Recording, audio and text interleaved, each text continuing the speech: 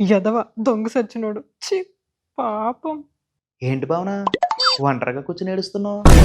అయితే మీరు కూడా రండి. ఇద్దరం కలిసి కూర్చొని ఏడుద్దాం. బాబు అమ్మాయిలు నమ్మొద్దు బాబు. పాపం. అసలు ఎందుకు ఏడుస్తున్నావు? మీ మగవాళ్ళు ఎప్పుడూ ఇంతే. ఆడదాన్ని అస్సలు అర్థం చేసుకోరు. చెప్పు భావన, ఎవరింట్లో కుంపట పెడతావు? చెప్పు భావన, నీకు నచ్చిన చీర ఏది? చెప్పు భావన, నీ మనసు దోచుకున్న నెక్లెస్ ఏది? చెప్పు చెప్పు చెప్పు. అవి కాదు. మరి ఇంత బిల్డప్ ఇచ్చే అంతగా ఏం జరిగింది?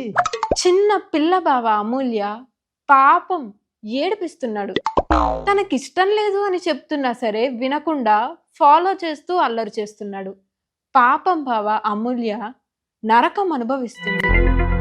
కత్తందుకో భావన, నా యాల్ది ఇవాళ బొండంగాడి పొట్ట కోసేస్తా. ఆ ఏ బొండంగాడు? వాడే మన పక్కింట్లో ఉన్న బొండంగాడు. వాడు కాదు.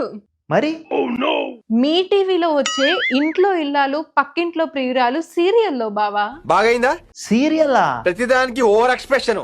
సీరియస్నెస్ రాదా మీకు ఇంకా లైఫ్లో ఎప్పుడు? పిచ్చి 10 రకాలు, కానీ 11వ రకం పిచ్చిని ఈ రోజే చూసా. చూస్తున్నా, ఎక్కడా?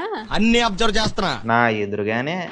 యా యా ఆ కొంచెం చిన్నగారు చుట్టుపక్కల అడవి నుంచి పునుగు పిల్లి పారిపోయి వచ్చింది అనుకుంటా.